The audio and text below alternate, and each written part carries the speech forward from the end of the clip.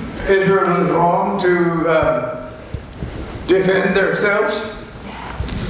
Do I think it's wrong to defend ourselves? Israel was wrong to defend. Oh, that Israel was wrong to defend itself. Yeah, that's what he asked. In view of the October 7th attack, do you think Israel is wrong? Because Iran and the Hamas and the others have sworn death to America and death to Israel. And they're not doing anything but proving that that's their intent. I mean, I'm just curious. I mean, I think that we need to read our Bibles every day. That's just the way I am, and I'll be that way as long as I have eyes to see, and So I would start with the biblical provision, "Thou shalt not kill," and in the case of Gaza, I think Israel was absolutely entitled to respond and to attack Gaza, but it was not entitled to shut off all food to Gaza and starve, 18,000 children who have died so far. Okay. So we're unlikely to convince each other, but A lot of those things. yeah. I haven't, really kept up with a lot of that. I have a question about Ukraine. A couple of your recent articles covered that issue, and you said that the Ukrainian people are heroic, and our country needs to recognize that. Could you elaborate? Yeah, I mean, one of the things that I find really sad is that, in 1945, the United States, as the victor of World War II, we set up this international structure involving NATO, involving low trade barriers, a lot of international trade, involving substantial armed forces, and a real emphasis on alliances in Asia and in Europe. And that system has worked so well for the U.S. over, we've avoided a world war. The U.S. has emerged as the only superpower. And I think that is now being frittered away. And I see that in terms of Russia getting away with swallowing Ukraine. And so, is NATO still alive? If Russia were to attack Estonia tomorrow, would NATO be able to respond? I don't know. And so I think there's been this misperception that we've been doing Ukraine a favor by sending weapons, etc., to Ukraine. I think that Ukraine's been doing us an enormous favor by losing, many, many, many tens of thousands of soldiers and degrading the Russian army, and maybe more important, sending a message to China. If Xi Jinping in China is trying to think, do I try to take a bite out of Taiwan? It could go either way, but I think one of the prime considerations will be, well, what happened to Russia when it tried to take a bite out of Ukraine? And I think a year ago, Xi Jinping would have said, probably not worth it. You look at all the sanctions on Russia, you look at what that's doing to the Russian economy, you look how they're dragged down in Ukraine and not getting very far. I fear that we're moving into a situation where Russia may be making more progress in Ukraine, and that could lead Xi Jinping to think, well, actually, maybe it is worth it. And, if China were to attack Taiwan, then that would create a risk of another world war, and that would just be a huge nightmare. So I think deterrence is just an awful lot cheaper than actually fighting wars, and Ukraine fundamentally, I think, is deterring not only Russia, but most important, China from attacking Taiwan. We have one lady that's been waiting. Oh. Hi, so I just want to kind of bring it back to education for a second.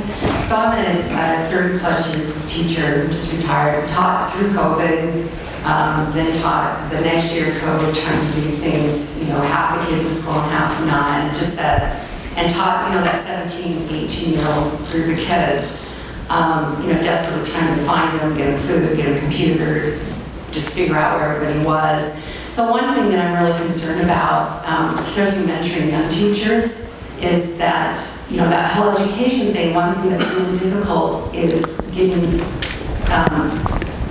teachers, young teachers to want to teach. They because, they get 150 students, and it's just really overwhelming.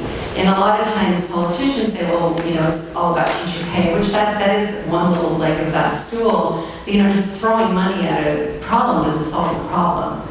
Great, it's awesome to get more money, but, so I'm really concerned about, education for all the reasons that you suggested, but also just the fact that I think we're going to have a real problem with people going into the profession. They're just not attracted to it and don't stay. So I guess maybe to have you address a little bit more of the practicalities of, how you get a young teacher to teach and to deal with all of these students and all of the problems that they bring to school. It's just very difficult. Yeah, and I mean, many of the school problems are flowing downhill from broader societal problems. So Oregon, we have twice the national share of kids who are in foster care. Foster care is this fundamental failed system in the US. A kid in foster care has a 2% chance of graduating from college. We have this system for the most disadvantaged kids in America that just fails them. And in Oregon, we have twice the national share of kids in it. And there's so many, when you have so many kids living in chaos, then the classroom is going to be a mess. And, back to the vision to learn when kids, don't have glasses, when they can't hear. I mean, there's so many problems. But so all those things are real. But I would also say that there have been some places that unpredictably have done incredibly well with improving educational outcomes. And maybe the most surprising of them is Mississippi. Mississippi was always like the worst state in the country for education. And the neighboring states used to say, thank God for Mississippi, because it'll always be behind them. And then about 15 years ago, Mississippi got truly embarrassed about being the worst in the country in education. And they brought in a state education supervisor from Maryland. And they made an incredible push to get every kid to read by the end of third grade. And they expanded preschool, which more or less didn't exist before that, to try to get kids in preschool so they'd be ready for kindergarten.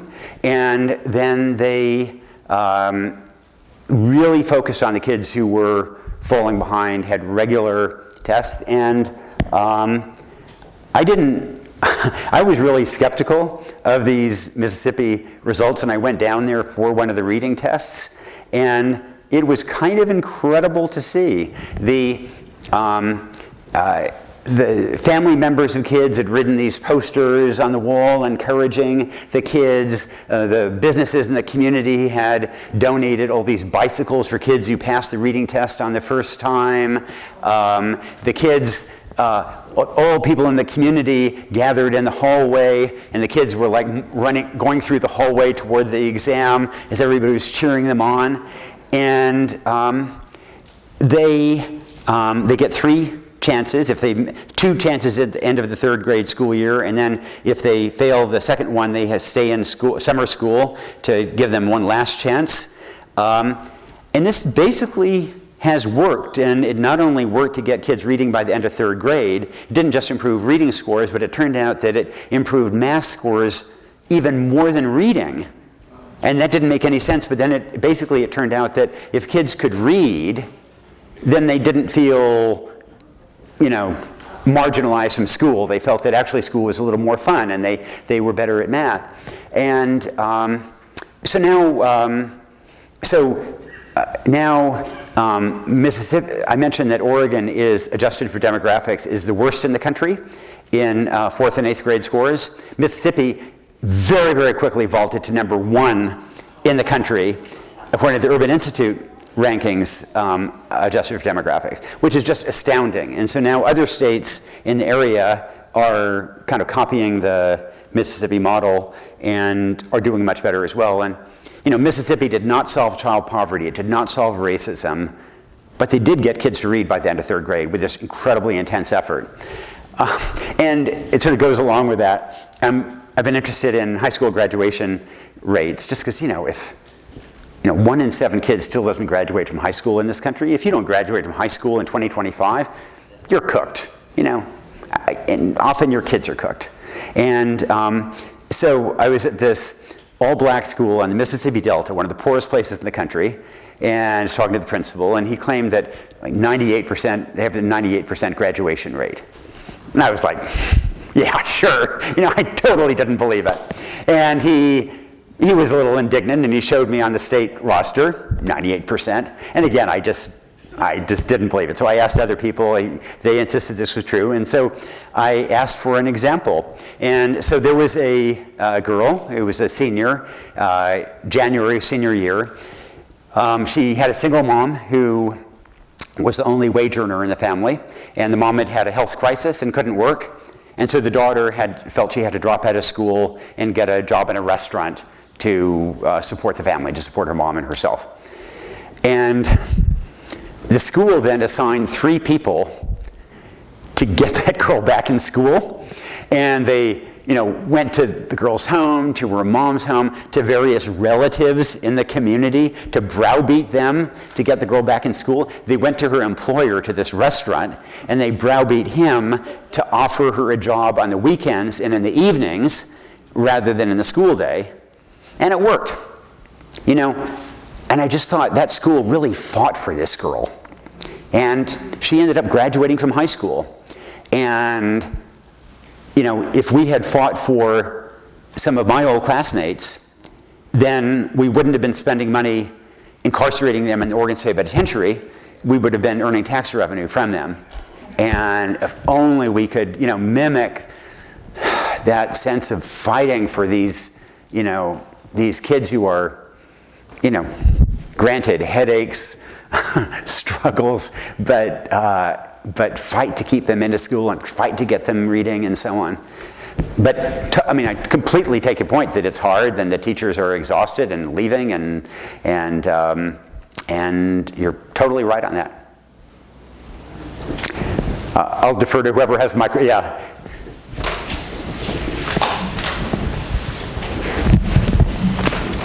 You alluded to the fact that you had a financial leg up in your run for governor.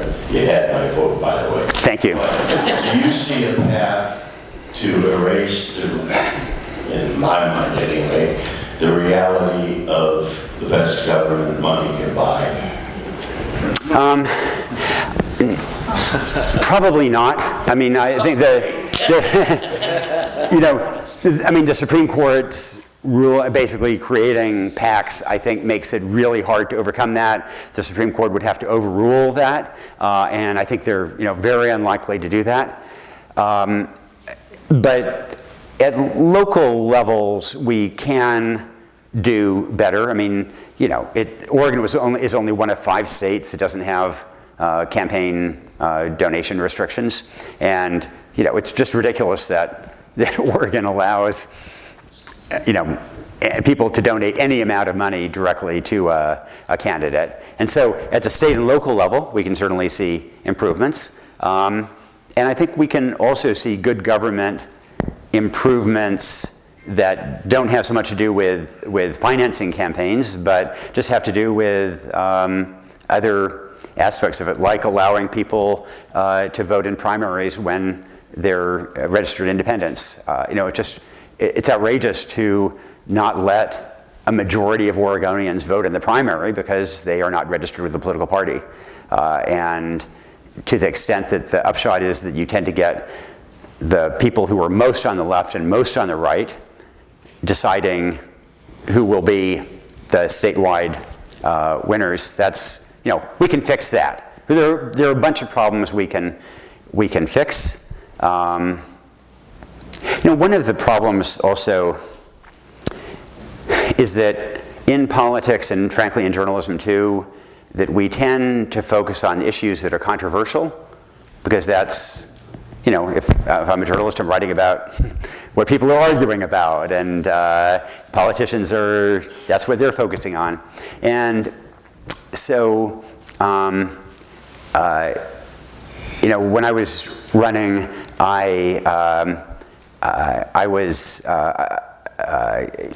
one issue is, abortion access and what happens if Roe v. Wade is overturned and what can Oregon do. And that was certainly one thing the Democratic Party was talking a lot about and is still talking about. But one of the issues kind of on my agenda is cervical cancer. A woman dies every 2 hours in the United States from cervical cancer. No woman should die in 2025 from cervical cancer. These deaths are all preventable. We can prevent this, and it's a simple matter of fairly inexpensive screenings and of HPV vaccinations. And so I thought, great, let's let Oregon be the first state to eliminate cervical cancer.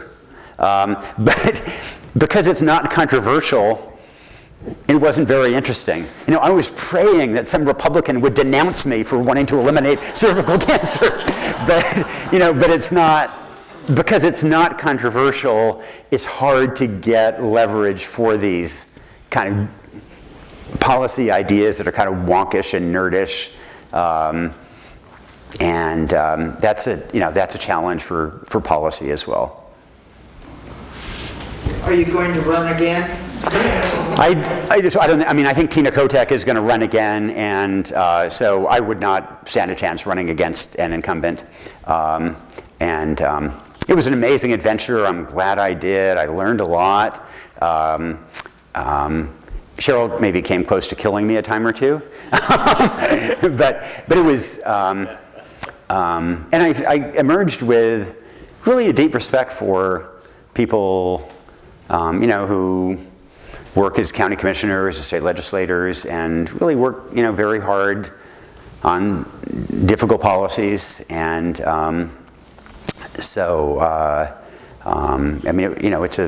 it's a sacrifice for those folks, especially at the county commission and legislator level. And so it was an amazing adventure. But I think Tina Kotek she's going to be running again.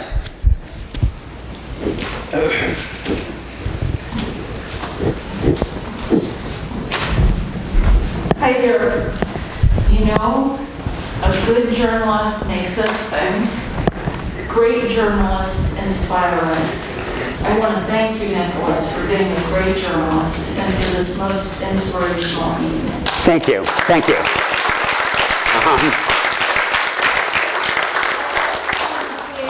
The Mississippi story has me wrapped up thinking about that community and when they were in service to their kids, bringing them along, what a difference that made.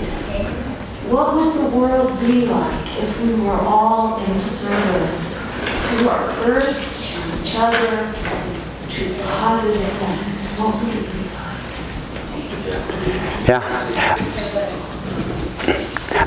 I must say that I do find young people. So I don't know if you agree. This is sort of an unformed thought, but I tend to think that my generation and those a little bit older, that generation tended to be very idealistic, and we wanted to solve problems and solve global poverty and solve women's rights and so on. And often what we did was at this very general level and often symbolic actions, and that young people today, I think, are often a lot more practical, and instead of trying to solve the problem, they just want to help in some tiny, they want to volunteer to help tutor a particular kid in a particular place. And they're not going to solve the global problem, but it's sure going to help that particular kid. And I'm kind of a believer in that approach, partly because I've seen so many of these grand 30,000-foot efforts fail, and also partly because of my family story. I'm sure some of you knew my dad, and he was a World War II refugee. The family had spied on the Nazis. They got caught. They were in concentration camps. And then in 1952, a Portland family sponsored his way to come to the U.S. That was just a drop in the bucket, That didn't solve the global problems at all. It didn't make a dent in the global problems. But for the Kristofs, it was pretty transformative. And, that's, in a sense, what we all can do. We can't necessarily make much of a dent in these big, enormous national, global problems, but we do have the power to totally make a difference in the life of a particular kid or particular adult, somebody who is struggling. And that's an amazing power. Hi, I'd like to swing this back for a minute to the wonderful topic of addiction, which unfortunately I know a lot about. Sorry, Mom, but a week ago tomorrow, I got out of a wonderful facility in Eugene called Buckley House Detox. That was my 14th time through that facility. I've been through a whole bunch of other longer stays. 1 in 10 people has the disease of addiction. Mine happens to be alcohol. Unfortunately, we, people of the world, love mouse traps, as I call them, and we're building better traps all the time. Fentanyl is horrible, and the East Coast, you probably are familiar with it. There's a new one coming out, which is going to make fentanyl look like marijuana. Sorry, I keep losing my train of thought. That's one of the wonderful things about recently being sober. I'd like to offer the pastor a little stack of my business cards. One of the problems is a lot of people, especially if you're a little older, don't recognize, most people recognize drugs, but you don't really recognize the signs of the newer drugs. And I welcome people to call me. Call me anytime if you have any kind of questions, because that's one thing you get with all the money that's been invested in my treatment. I'm fortunate to have a fantastic mother, a fantastic family, fantastic medical care, and people who knew what they were doing, and that's the only reason I'm still upright. So, that being said, now I'm going to step into another quick part here. This is coming, there's an article that's going to be coming out in the Portland paper tomorrow, and a week after he said he was going to wipe out Portland, let's just say that man is, have you seen Portland at all, he says. Have you taken a look at what's happening in Portland? This has been going on for years. People are out of control and crazy. We're going to stop that pretty soon. So this man, this article, I've got bad news for our first convicted felon president. Portland will not just surrender. I'm very concerned because I feel like Portland is just not even back on its feet. I don't know how many of you have been downtown lately, but apparently it's a really good place to camp. And a very difficult place to go shopping, and an even more difficult place for people who are trying to do business there. How do you feel about this? And I will caution, I am left of left, I'm not even centered, and I'm rabid about things. And I don't hesitate to let that be known. I'm rabid about the Ducks, I'm rabid about the Seahawks, and I'm rabid about other things. So, thanks you guys, I'm really glad to see everybody here tonight. And I do offer all due respect to people who disagree with me. No, me not. Thanks. I mean, on the point about addiction, this is just such a huge national problem, and you're right that synthetic drugs have completely transformed the landscape, and that synthetic drugs are so cheap. It used to cost $20 to get high on the streets of Portland. Now $2 you can get high, and that makes it so much more accessible for middle schoolers, for anybody. It's so the physical quantities to get high or to get 1 million people high are so small, it's so much easier to smuggle. And so we obviously have to do what we can to try to interrupt the shipments, and I think one of the more successful efforts in the case of fentanyl is to get China to stop sending the precursor chemicals to Mexico. But also at a broader level, I do think that it has a lot to do with self-medication.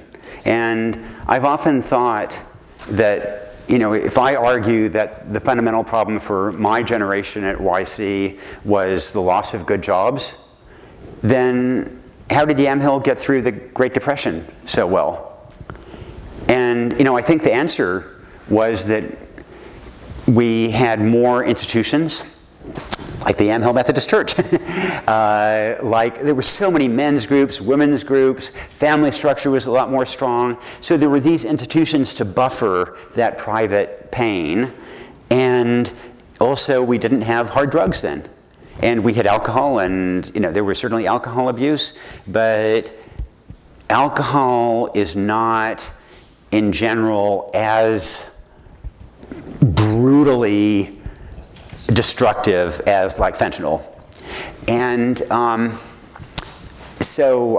think that to the extent we can work on job training, good jobs, etc., that's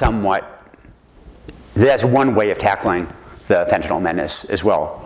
On the question of Portland, and to the extent that I, as a liberal, I tend to talk, liberals tend to come to me and say, I'm in despair, what do we do? How do we survive? And so my counsel is effectively, we got to do three things. And if you're a Republican, you can just tune this out for a moment.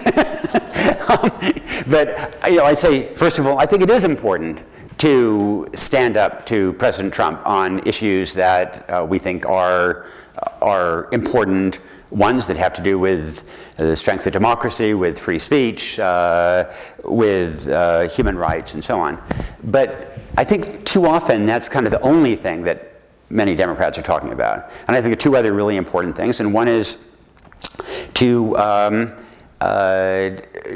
win the Senate and the House next time around, because that is a practical check on what an authoritarian president can do. And I think the Democrats are likely to win the House. I think right now they're unlikely to win the Senate, but it's possible. And I think Democrats should be doing everything they can to think, how do you help a Democrat win in Ohio or in Georgia or in Arizona? And right now, often Democrats in places like California and Oregon and Washington and New York are helping them lose by saying, abolish the police or abolish ICE, or taking stands that scare voters in Georgia or Ohio or Wisconsin. And the third thing is, we have to fix our blue places. And Portland is a mess. You can't walk through downtown Portland today and think this is a triumph of good government. And you can't, in 2003, Portland passed a 10-year plan to eliminate homelessness. That was in 2003. For my memoir, I looked at the Portland homicide rate compared to that of New York City. And for, I think it was 2022, it was 4 times the homicide rate of New York City. This is unacceptable. And so I think what President Trump says about Portland is profoundly unfair. I think he's trying to bait Portland. I think he's trying to provoke unrest. But I also think that Portlanders have to clean up their act for their own sake, as well as for, the sake of the country and the party's brand. A Montana politician was telling me that in the last congressional races in Montana, there was a big billboard of Portland, and with a sign saying something like, you vote for the Democrats, that's what you'll get here. And that just embarrasses me as an Oregonian.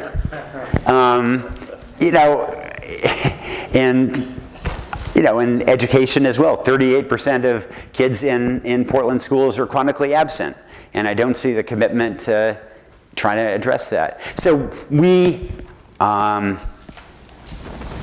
absolutely stand up to President Trump, but that can't be the only thing. It also has to be holding ourselves accountable for the places where we are in charge.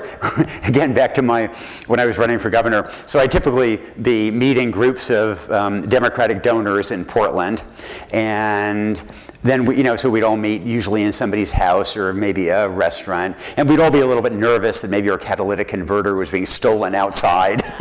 And then we would, then we'd be talking about various issues. And the natural impulse in a Democratic primary is to say how awful the Republicans are. And I have to say, look, guys, we can't blame the problems of Portland on Republicans, because there aren't any Republicans in Portland. This is our mess. We created this. We've got to fix it. And, and people would laugh, but that, fundamentally, just as we have to hold other people accountable, we have to hold ourselves accountable for our own failures, and it can't just be about slogans about housing as a human right. It's got to be about actually, the metric of progressivism has to be progress. And in downtown Portland, you don't see progress. Thank you. One more question. Okay. One last question. Okay. Not to me. There's a question over here, unless you're... I think you said in the discussion about drug abuse and addiction, something important, which I would like to add to you talked about self-medication, and there's been a lot of focus on access to help when you're addicted, and I think there should also be a focus on trauma and child sexual abuse, because that's a huge part of addiction. I think it's one of the causes. Totally. So I just wanted to put that out there. Totally. No, I think the evidence is overwhelming on that front, and that childhood trauma is a huge problem. And I think one of the things that worries me, about the state of the country is that as there, 1 in 7 American kids is living with a parent with an addiction. And often those homes are chaotic. Family structure is kind of disintegrated for a lot of Americans. And so very often you get, a young girl at home whose, mom's boyfriend is babysitting her, or, a stepbrother. There are these non-biologically related boys who are around very vulnerable girls in situations that I suspect are leading to more sexual abuse and more trauma in ways that, we will have to be dealing with this down the road. One of the reasons I'm a deep believer in trying to get more early childhood programs is that partly that's because it gets kids, in some kind of more structured setting, but it also gives kids a chance to kind of get ready for kindergarten, to build social skills so that they can be in a position to do better when they get there. And there have, again, been, quite a few studies that suggest that's a great investment for those kids who most need it. That kindergarten is almost too late for a lot of kids who are in abusive situations. We solved many of the world's problems here today, right? Thank you. Thank you. Thank you all for coming.